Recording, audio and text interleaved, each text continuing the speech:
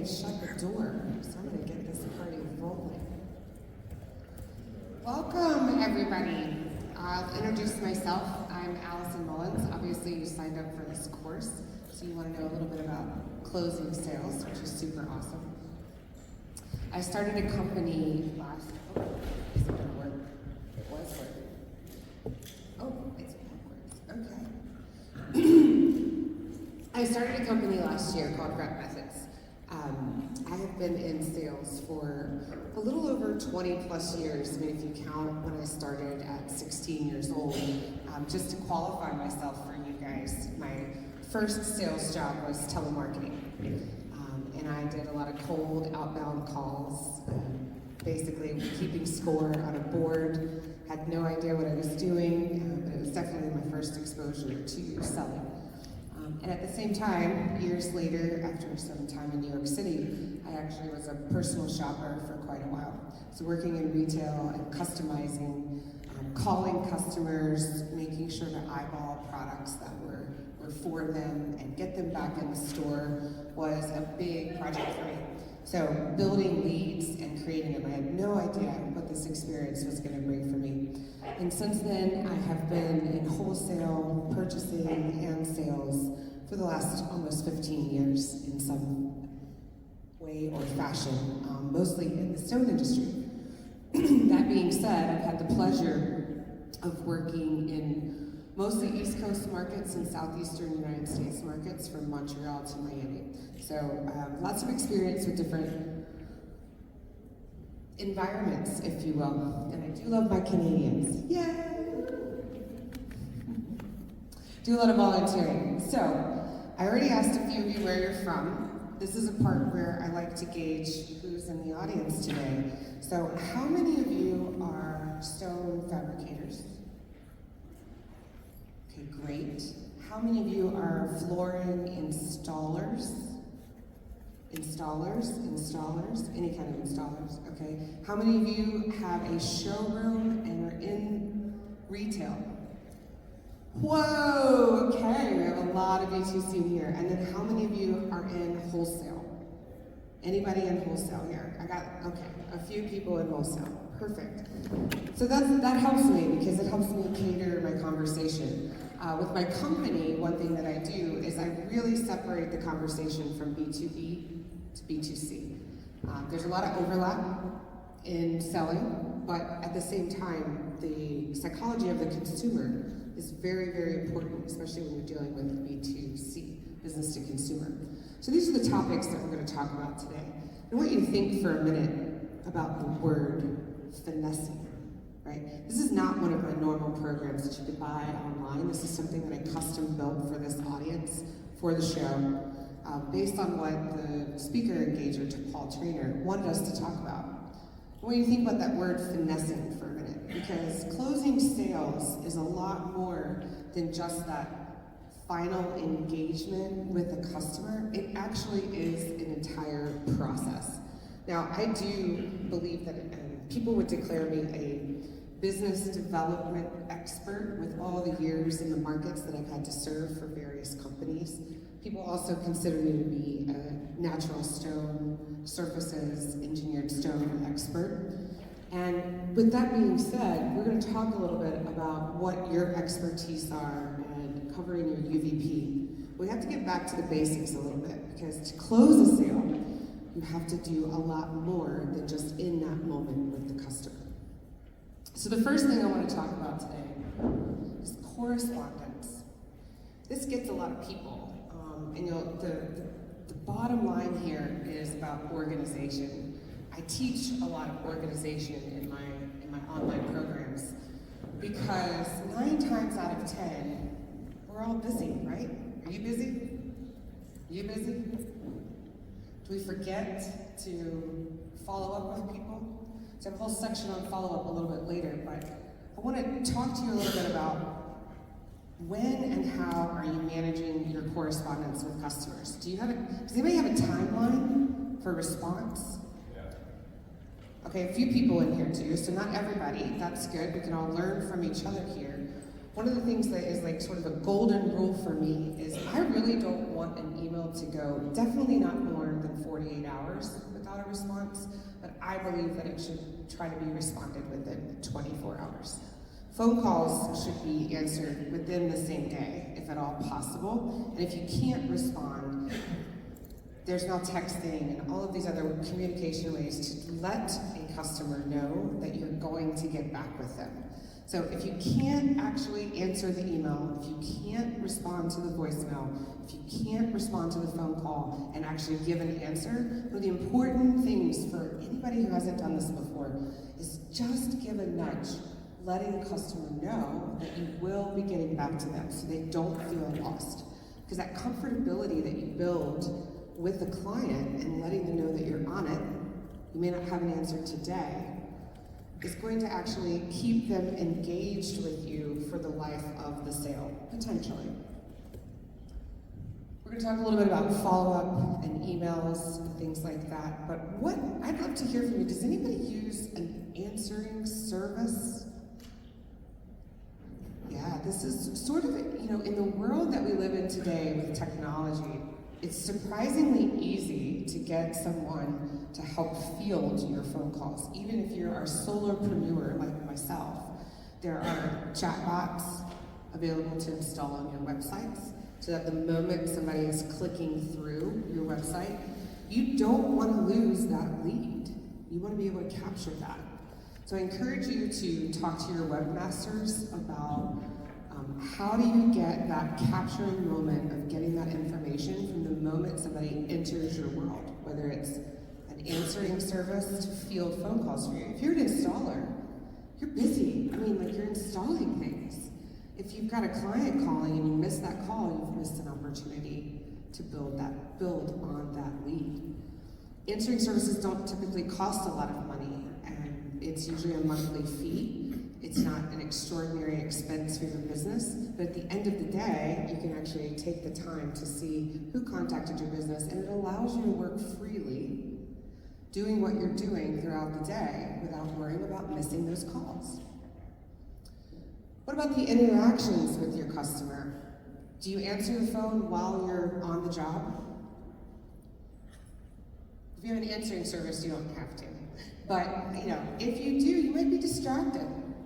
So how about thinking about scheduling time for follow-up throughout your day and responsiveness and picking a time in the day that you can actually take and return text messages, allowing yourself the freedom to go on through your day, make sure you've closed all the open work that you might have, and giving you the freedom to breathe and respond in a normal head. It allows you to think through your actions before you reach out to a customer. Any questions here? I really love a live audience, and I am not afraid to take comments, feedback, experiences. Please share if you have. You look like you want to say something. On your answering service, if someone uses, do customers ever question that individual doesn't necessarily work for you, or does it create, is it trust that he's answering a call, or?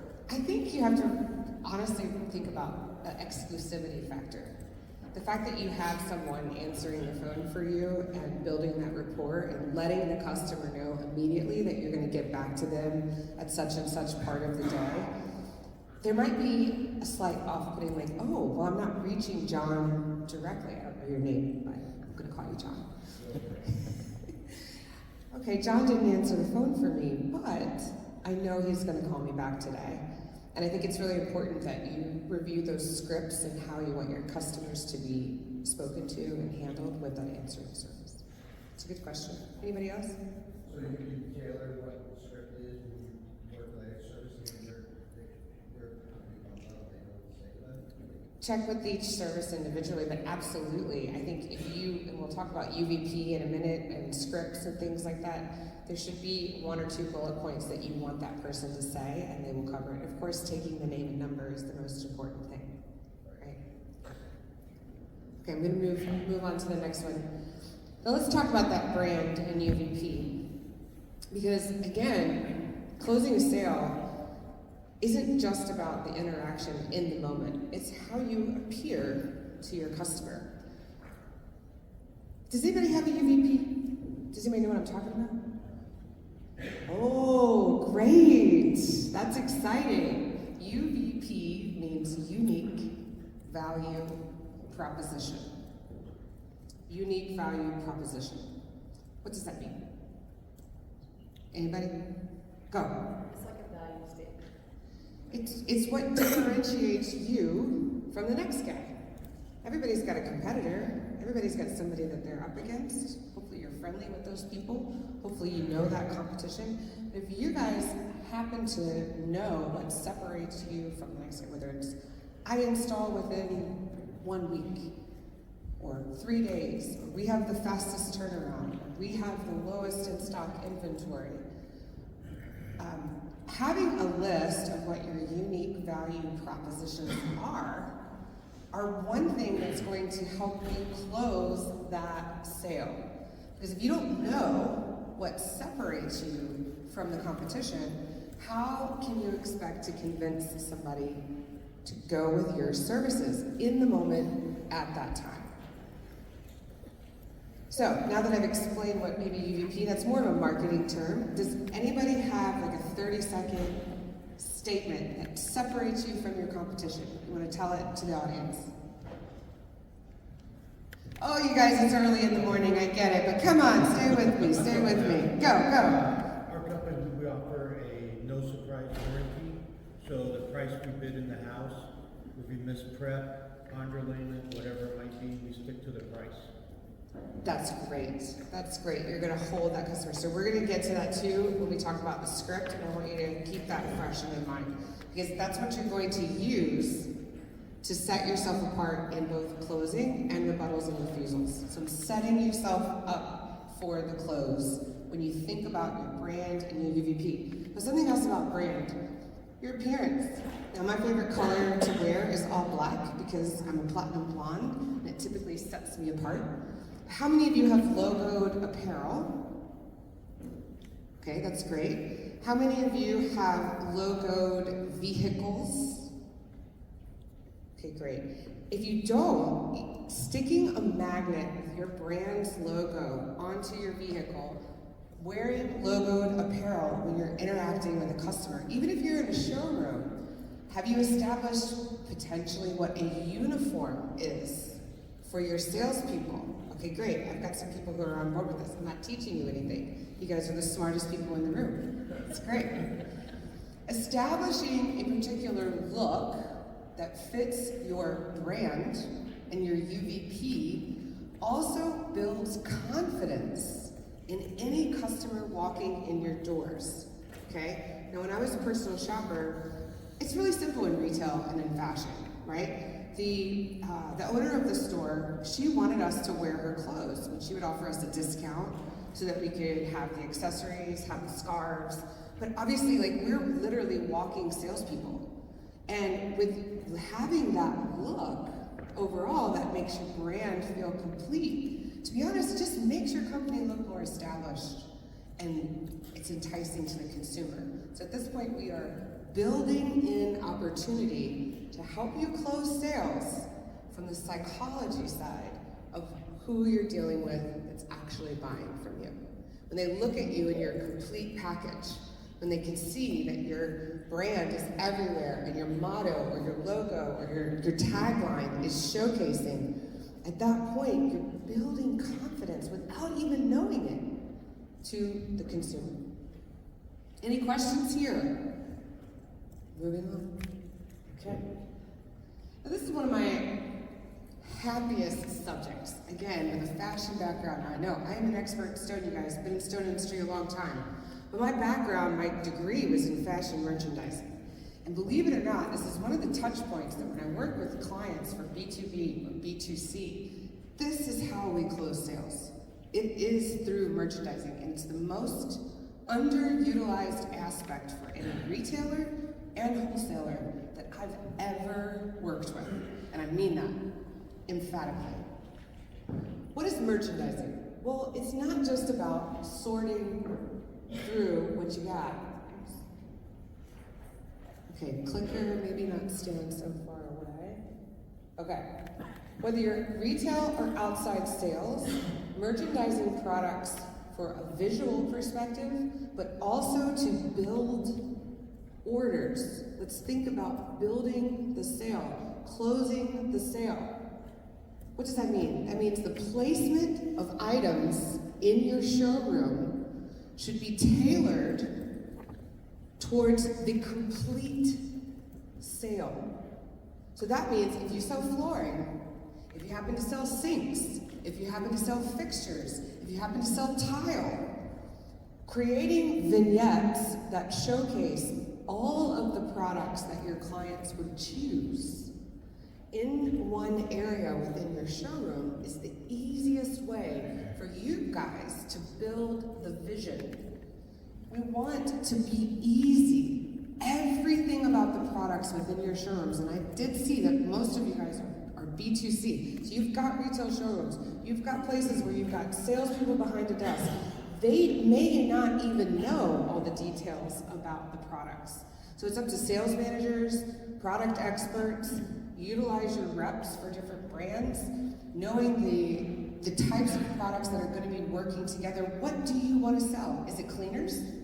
I noticed when I worked in a wholesale environment, like we would sell stone cleaners, right? And honestly, they were on a table. I wasn't in charge. I was an outside salesperson. But at the same time, they were on a stand right by the door. Now, if I had been merchandising that brand of cleaners, I actually would have had them out in like a tester stand, out in the slab warehouse, where people could maybe even use that stone cleaner and see what it is to get the dust or the speckles off of the slab. And they're gonna use it, and they're gonna go, whoa, I like this. I wanna take that cleaner home with me. If I'm selling Kohler sinks, and maybe I'm getting a kickback from Kohler for every single sink that I sell, I'm gonna wanna make sure that there is some type of information about those sinks in every vignette within my showroom. So placing your visuals together, don't separate your products. Try to create vignettes. This is about merchandising for B2C. Add some style to it. What does your company have that is special from the next competitor? Those are the types of products that you want to have as the first thing your client sees when they are coming into the showroom. You want to grasp that idea before you have even had a chance, or your salesperson has had a chance to go over and talk to that consumer. Because they can actually stand next to this beautiful vignette with this signature product that is special to your brand, special to your company, the number one thing that you want to sell, possibly the number one thing that you make money on, and they don't have to think. You're actually making it easier on the salesperson in the showroom, because they know, like, hey, my boss wants me to sell this. This is where we make the most margin. This is where everything complements each other. So thinking about styling what's going on in your showroom is super important. And trust me when I tell you, it just gets lost, right? Because we have all these products, we have all these things, we put them over here, we put them over there. So if you want to actually subscribe to my free Facebook club, we talk about merchandising a lot, both in flooring and in the stone business. So feel free to jump on there, and you can ask questions at any time, and we'll give you some free advice. So for my wholesalers in the room, so I had to include this in the conversation because you don't know who the audience is going to be. I know I only have a few of these. This right here is my secret sauce. This is everything about how I sold millions of dollars of stone in the Richmond, Virginia, and Washington, D.C. market. What does that mean? First and foremost, as a salesperson, it's very important that you know your inventory. You have to schedule time to figure out and be walking through, taking pictures, whether it's slabs, whether it's flooring boxes on a shelf. So you've got to know your inventory, because when that opportunity strikes and a client calls you and says, hey, I've got a need 800 square feet of LVT in a blonde wood. I'm just throwing that out there for an example. As a salesperson, if you don't know and you have to go look it up, you potentially lose the opportunity to close that deal before it's ever been on the table. Making sense? So knowing your inventory is a big deal. And here, if you're a boss, if you're a manager in the room, not necessarily the salesperson on the floor, listen guys, I highly encourage you to allow time for your sales staff to get familiar with inventory. Figure out games that could be played, inventory counts. There are ways that you can sneak in the ability for your employees to actually go out and learn what's in the back of the house. Because you've got a showroom, right? But we've got inventory, we've got stock, we've got to know what's around. This is the most important thing when it comes to merchandising, knowing your inventory. Because if you don't know you've got it, you can't sell it. When I'm out in the field, when I would actually be calling on customers, my job was to also know their inventory. And by that is where the count comes in. So when it came to slabs, it was my job to walk around every single slab yard that I visited and count what they've got. Because if they're running low on something, it's pretty obvious. If they readily stock absolute black in 3 centimeter, and I notice that the guy's only got 1.5 slabs in the yard, there's an opportunity for a sale. And it's my job to be able to take notes on what the client is missing. Now, for those of you that are B2C, this is a little bit more challenging because you're in the showroom. How am I supposed to know a client's inventory? Well, we're going to talk about active listening and asking questions.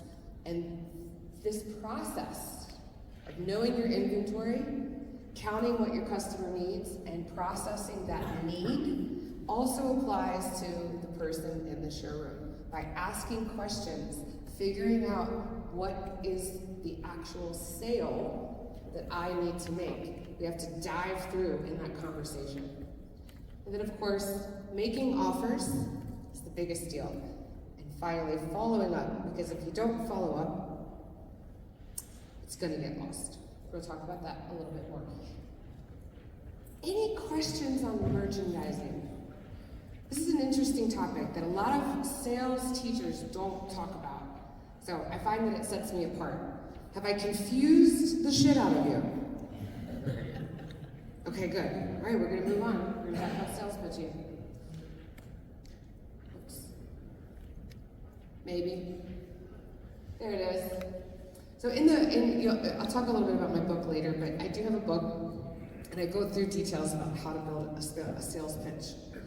This is just a fun acronym. I encourage you to take a picture of the slide. This is free information. It's available and out there in the world. But when, as a sales manager or as a salesperson, you're working with your teams and working on your unique value proposition, it's really important that we craft a sales pitch. Now, I've told this story even in my Monday session. This story has come up a lot recently. But when I first started Rep Methods, I had a big business plan. I had a concept. I knew where I wanted to be. I had a vision. It was a gift from God. But it's not all tailored, right? And in the first few months, when I'm starting to enter into networking events and find some people in my community, finding new customers and going in that outreach, I have to have a sales pitch. One of the first events that I attended in my local community in Richmond, Virginia, which I put myself into a room of people that I had no idea who they were, which is kind of cool actually, because you know what? If they don't like what I've got, I never have to see them again. But it gives me an opportunity to practice that sales pitch. And I'm sitting at a round table, having a lunch, just like all you guys sitting here today, minus the lunch. And I'm talking to a lawyer next to me. And she's in the same group, trying to build clients and build customers. And as I'm telling her about my new business model, her eyes start to roll back in her head. And and I think she's gonna fall asleep while I'm talking. I can't tell you how embarrassing that is. So I talk a lot about living residence, but the importance of having a great sales pitch is, number one, you have to be ready to solve the problem for every customer who walks in the door. Think about it. You guys are mostly retail. The customer came to you. The customer walked in your door. The customer telephoned you. They have a problem. They have a need. It's already there. It's our job to customize what we're selling to fit that need. You may have to ask some questions first, but the best thing that you can do is craft each pitch, tailor it to the client at hand. You might have a basic script over here, but work with your people to practice in customizing each pitch towards the problem at hand. Because I can go over here and I can preach about engineered quartz all day long, but if the client came in to buy marble from me, what am I doing, right? I'm not gonna close that sale today, because the lady's gonna be like, man, I just wanna buy some quartz, and this chick just keeps talking about marble. Make sure you show your heart and keep it concise. I can even get wordy at times, but sometimes less is more. That's also part of the psychology of the consumer. Who knows what chameleoning is? Oh, come on. Yeah, one. I mean, this table up here, they love me. They're answering. Okay, I got 2 people in the room. Good. I get to teach you something. That's awesome. So chameleoning, in some people actually think of this as a negative thing. But when I'm working with a consumer one-on-one, personal shopping client, somebody who depends on me, I have to craft the way I speak. I have to craft my hand mechanisms, my facial expressions. Everything needs to be tailored to that client. I can be a very, very overwhelming and pushy salesperson. So sometimes I have to take a step back and recognize, where's my client today? Are they looking lost? Are they feeling sad? Are they exuberant? Are they excited? Are they scared? Are they fearful? It's my job to put the balance into that conversation and meet them where they are today and in that conversation. I call that the art of chameleoning, which is a part of my art of selling. That's actually putting your heart and some empathy into every conversation that you have on the floor. It takes practice. I don't expect anybody to be able to walk out of this room and know what I'm talking about, but I'd love for you to go back to your showrooms the next time you have a customer walk in the door. I want you to think about, how are they today?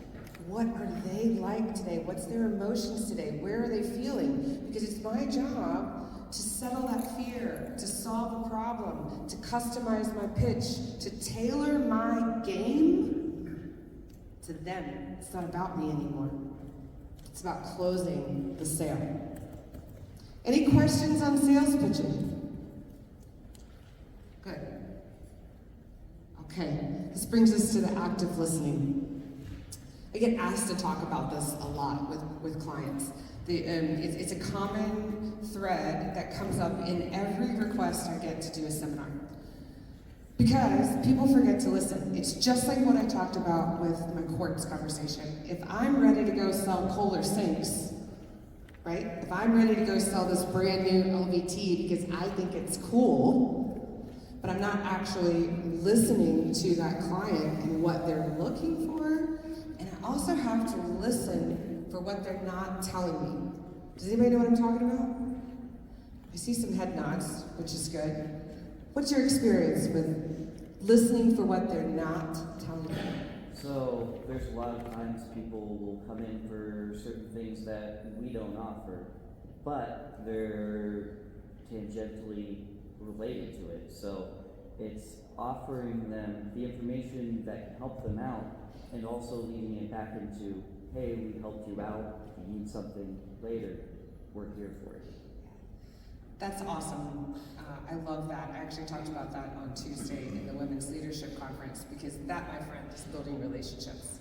That's building relationships into the sale. That's building a future sale before you've ever even entered into the relationship with the client. So he said, if nobody heard in the back, that basically, if you can't solve the problem, we provide a resource. Now, that's not in our topics today, but it is a great conversation starter for building that relationship and bringing people back to you at a later date. So definitely take note on that. It's more about, again, thinking and listening to the client. So I have a book that I'll recommend besides my own. Has anybody read Primal Leadership by Daniel Goldsman? Okay, so in my teachings, I talk a lot about limbic resonance, and it's that relationship of listening to a customer and being empathetic, and it's that conversation that started. When you actually have a client on the sales floor, the whole world around you should theoretically disappear. By the time you're engaged into that conversation, this is how you're going to close sales, my friends. Everything else in the room, it almost goes black for me, because I'm so engaged with what my client needs and what they're telling me, and I'm listening for clues, and I'm thinking about my inventory and what I have to solve their problems and when I can be there for them. Like, everything else, all the busy, just disappears. That is active listening. That is actually being responsive, having limbic resonance, and being engaged with that consumer. And trust me, you're going to be able to close the sale, because the client is also experiencing the same situation. They're so locked into what you're doing to solve their problem, they're not going to leave you high and dry. They're definitely going to want you to be the one to take home their project and schedule the install. So how do we do that? How do we probe clients to tell us what to sell them? This is just a few examples. I'd love to hear from you guys. I'd love for you to share with your fellow people in the room. Does anybody have like a number one question that you put in the conversation that guarantees you're going to grab their attention? Anybody? Okay, go ahead. We have a thing that every time somebody comes into our showroom, and we ask them a question, we say, tell me about your project. And Just- it gets them to immediately engage, rather than waiting for us to do the initial talk. Yeah, I love what can I do for you today. What brought you in here today is a great conversation starter. Something as easy as, I'm not here to tell you blah, blah, blah, blah, blah. I want to know why you walked in my door. If you want to close more sales in those beautifully engaged conversations that I know you all are going to be able to leave here today and begin to have, during that process, part of your sales pitch needs to include closing questions. I say, will next Tuesday work for you for delivery? Because I was usually in slab sales. And so I knew when my trucks were coming, I knew when my trucks were going, I knew when my installs or where I was going to be in that area. And I need to know that in advance, so that as I've created a need, as I've listened to your problem, as I know what I have to sell you, I'm going to get you to commit with some of these questions on a delivery, on a close. Making sense? Will you be financing with us today, or do you have a plan for payment? These are questions that, just like the gentleman said, what can I do for you today? As you are engaged with the client, asking them about their budget without asking them, most people make the mistake of asking about the budget in the first question. Can I just tell you that if you ask your client in the first 3 seconds about their budget, you've immediately put a barrier between yourself and that client. Because you've just had them set a boundary that you cannot cross. hate to talk. I mean, obviously we don't want to engage with a client that can't afford our services. And so there are some fluctuations here, and I get that, you guys. But at the same time, I'm not here to talk about your budget. I'm here to find you a solution. And I'm here to close the deal with you. So it's up to us as salespeople to listen to what their limitations are through those questions so that we can get them into the right product line. Because how many times does a customer come into your showroom and they want the $100,000 product, but their budget is only $3,000? So awkward, isn't it? So awkward. There are ways that you can tweak in those pricing questions during that engaging and information process. Asking questions and providing nuggets of information, you will be able to actually lead them to the product that they need to be buying without pushing them there. Any questions on action questions? This is going to come up again, so we're going to see this soon. So having a closing system. So now, I think I've set you guys up. I don't know how I'm doing on time because my watch is dead. But I think I've set you guys up for now we can enter into the fun part of like the closing and the negotiation. We'll talk about negotiation more a little bit too. But you've created an environment that makes it easy for your customers to pick products. You've engaged into conversations where the room around you disappears and you've now got your client one-on-one with you, like you're in a box, there's nobody else around, and it's up to you to take the deal home. First thing I want to talk about is about building confidence into your repertoire. This isn't for everybody. I'm a type A. I'm up on stage. Obviously, talking to people is not a problem for me. And sometimes you have to ask yourself, am I confident enough to be able to close the deal? And it's up to us to have some self-evaluation on what do I need to improve my expertise in a particular area. Because confidence and remembering that your client came to you pretty much for you to tell them what to buy. A lot of people don't realize that. The client walked in your door because you are considered the expert. They want you to guide them in the right direction. Yeah, they probably shopped online, and some people do. Certain types of customers, you know, they're like bulls at a china shop, and they're not going to take any information from you, and we all know those people. I'm not talking about that person, because they are not your everyday customer. 90% of your customers, when they walk in the door, they want you to lead them to the sale. So trusting in your own expertise and knowledge and making sure that you're inserting that into those engaging conversations is already driving the close. You're in the home stretch at this point. You're having that engaged, you're solving problems, you've laid out a plan, you've listened to the customer, you've asked questions. It's up to you to take it home. Take it home, building that relationship. So I also love, this is not me, this is, if you Google like, how to close a sale, you're gonna find like something that talks about assuming the order, right? I mean, how many of you, if you've been around for a little while and you've ever attended a sales conference, I'm sure you've heard that before, but this is the confidence that I'm talking about. I assume when I walk into a fabricator's store that I know I'm walking out of there with an order because I know I have something in my inventory that I'm gonna sell them today. I know I have a need for that. The confidence that you can gain in assuming that this client is going to buy from you. Most retail salespeople, a lot of showroom salespeople that I've encountered, sometimes they just have an urgency to get back to the desk, to get back to their emails. We get stuck on getting off the sales floor for some reason. I'm not always sure that those people are prime examples of great salespeople.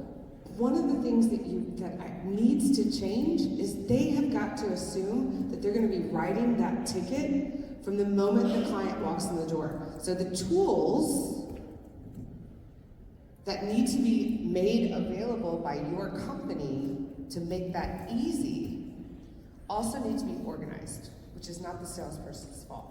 Whether it's an iPad, whether it's a closing sheet, whether it's taking a deposit, what is your process? What is your process to assume that every single customer that walks in your door is scheduling an install? Insert those processes into your salespeople's routine. If you demand, one thing is if you get somebody to write a check for you, there's a good chance that this sale is going through. They're not going to come back to you tomorrow and say, I changed my mind, can I have my check back? So what is the process for your salespeople to follow through, to close that deal? Make sure that they are empowered with those tools. Any questions here? Oh, I love 8 a.m. classes. You're all just so bright and happy and fun and excited. It just makes my life so much fun. But the number one question I get when I talk about closing sales is, how do I change their mind? How do I turn it around? I made a mistake. I lost somebody. I lost them in this process. That engaged conversation, I don't know, for some reason it went south. I mean, that's happened to me. How many people has that happened to? And you were doing great, right? You put the pitch in front of them, you've got the products, you've got everything lined up, and the next thing you know, somehow that barrier. Well, did you ask them about their budget as the first question? Just kidding. I love talking about re-prompting the conversation. Turn it back around. If a client starts to walk out the door or hesitate, guess what? It's time to go back to those questions. I promise you guys, this works every time. You gotta change the mindset. You gotta switch the conversation. If all of a sudden they're backing out the door, whoa, I'm not ready. Well, Mrs. Jones, I think I heard you say that you wanted this install done in 2 weeks, right? Where's your unique value proposition here? I know, and I hate to tell you this, but we're the only ones who have this item in stock. And I'd love for you to think about going somewhere else, but I want to make sure that you have this on your schedule. Re-prompting the conversation and making sure that they know that this was their request. This is what they wanted. And I'm here to fit that need. Anybody want to chime in on this? How many times have you been able to ask a question and turn it around? Anybody have any success stories? Is this all new information? Go ahead. I've got a sales guy who's, he doesn't want to be in a person's face, he's just really nice guy, but we've got him to stop giving out 4 or 5 samples and try to get them to 1, and then we have a question that is, would you be opposed to moving forward today? And the answer is no instead of yes. People tend to like to say no more than they do yes. Yeah, because he gave him the opportunity. Did everybody hear that? Yeah, okay, so he said that he has a sales guy who has a tendency to say, would you like the opportunity to move forward today? What's wrong with that equation? Yes or no? Yes or no. You're giving them an exit. That's not assuming the sale. You have to assume the sale. I'm not even going to ask you if you're ready to move forward today. We're moving forward. Now, a lot of people think that that's, you're just blunt and you're type A and you can do that. No, guys, I'm serious. That's how we close more sales. I'm going to act super surprised if all of a sudden, the customer backs away, maybe there's going to be a look on my face of wait, I thought we were doing this. What happened? Where did I lose you? It's time for me to ask those questions. What went wrong here? Ask them directly. Wait, where did I lose you? Where did I lose you? Because I had you on the product, I had you on the price, I had you on the availability. What am I missing? 9 times out of 10, if they're, window shoppers, they're gonna, it's also a good opportunity for you to ask them who else have they been shopping with. And that's where the know your competition comes into play. I love secret shoppers. When we would get secret shoppers into my showroom, it was fun for me because I wanted to put on my best freaking show. I wanted to show them everything I've got. And number one, I want to sell you about $1,200 worth of merchandise before you walk out the door. I want them to know what they're working with. And you guys should do the same. You should know your competition. What is their unique value proposition? Do some investigation. Because at that point, if we're about to lose a sale because they're still thinking about the guy that they went to see up the street, it's my job to know the difference. It's my job to know the clothes. What is different about me? What do I have that they don't? It's really important. And then I love talking about never being afraid to walk away. Now, listen, in the stone business, I don't know how it is in retail flooring sales, but I've had some nasty customers. I've had some hard knocks. I'm not afraid to. It's made me who I am. I love it. I have people who complain. The truck arrives and there's a crack in the slab, and they want a discount, and I've already made a negotiation on the price, and now they want to send it back or whatever. I am not afraid to tell them to put it back on the truck and send it back to the warehouse because I know I'm going to sell it to this other person down the street. I know what my value is. So I love this confidence factor, is knowing your margins, knowing your thresholds. Never be afraid to walk away. Because this gentleman brought up that he referred someone to another company that actually could perform the request that their company could not form. And he's dependent upon, in the future, that person coming back and shopping with them. In my case, I've got a list of clients. I know the value of my inventory. I know my margins. I know what prices I've been able to quote for you. I know my thresholds. And if you want to give me shit about the purchase, I'll take it back and I'm going to sell it to the next guy. And I'm not afraid to walk away. And at least in my line of work, that has been important. I can't guarantee the same for you. That integrity of service, product, quality, client respect. Have some respect for me. You don't get to walk all over me as a salesperson. And I've given you the best deal. I've given you the offer. And you know what? I have also learned, you guys, sometimes, if it gets that problematic in that initial close situation, 9 times out of 10, that sale's not gonna go right in the first place. And I probably need to think about backing off and letting them walk out the door. And maybe some of you didn't want to hear that today, but that's a closing strategy. It's also a part of closing because it is leaving the integrity of your brand and your business where you stand. It's creating confidence. It's creating exclusivity. It's knowing what you've got that the other person doesn't. That, my friends, is also a closing strategy. Any questions there? I know I'm a little intense about that. But trust me, I've had my balls busted. I don't even have balls. But I've had my balls busted more than once. And it's a tough conversation for me. Change the perspective. Ask questions. Re-engage. Don't be afraid to walk away. So, how am I doing on time? Is anybody gonna watch?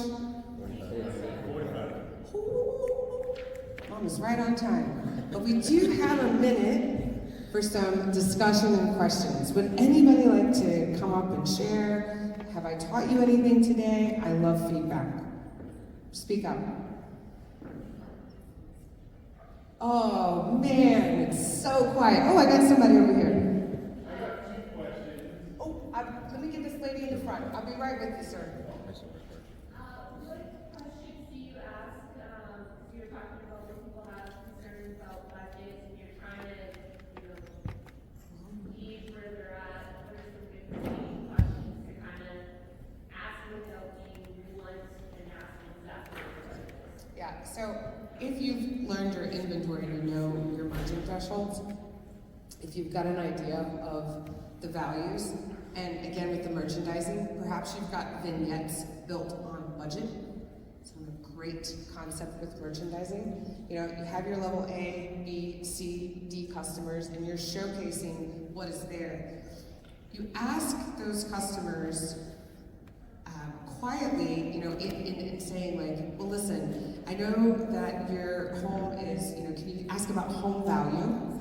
Can you ask about, are they selling, are they staying, are they in a remodel situation, or are they a house flipper? There's a lot of conversations that should tell you as the salesperson where their budget is. I think it's really important to gauge that contractor versus consumer versus high-end. Look at their clothes. What are they wearing? What kind of car do they drive? These are all items that we consider when it comes to where does this client actually need to be. And if they continue to push, listen, don't be afraid to assume the order. Write the quote. If they want to go into the $100,000 corner and this is what they've selected, let it happen. And also say, hey, I'm going to give you an option B, and I'm just going to quote this for you too. So I'm going to give you two options and a choice. And trust me when I tell you, if you give them limited choices, but you've given them 2 options, and you know they can't afford number 1, you've got the opportunity to close number 2.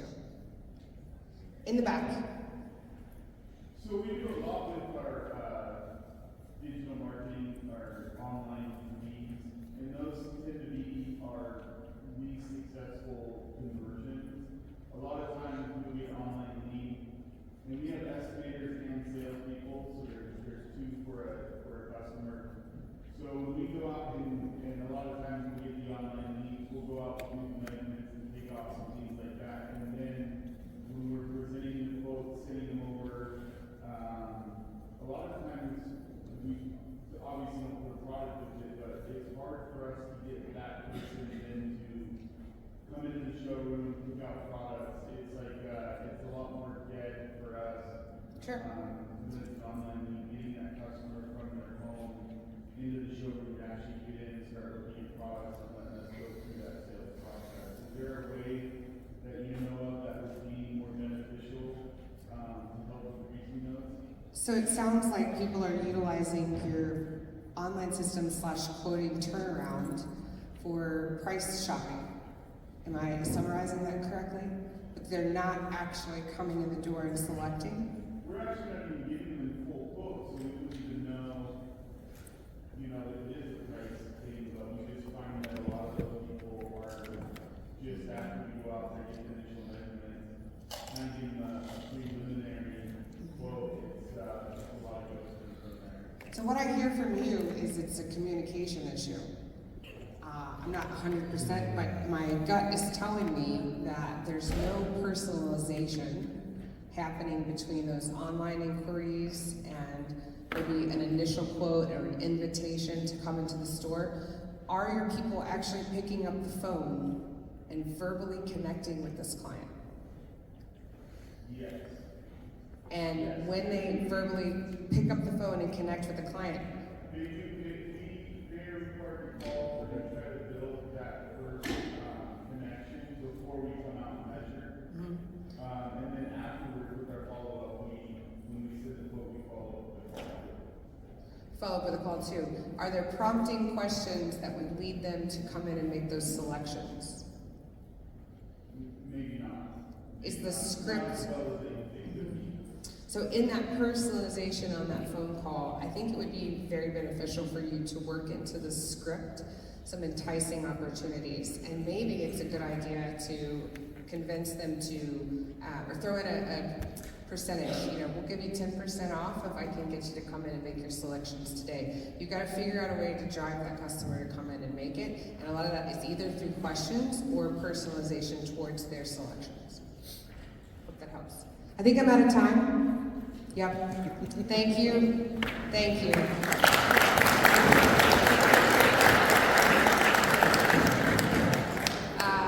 I do have training packages available online. I wouldn't be a good salesperson without giving you my offer.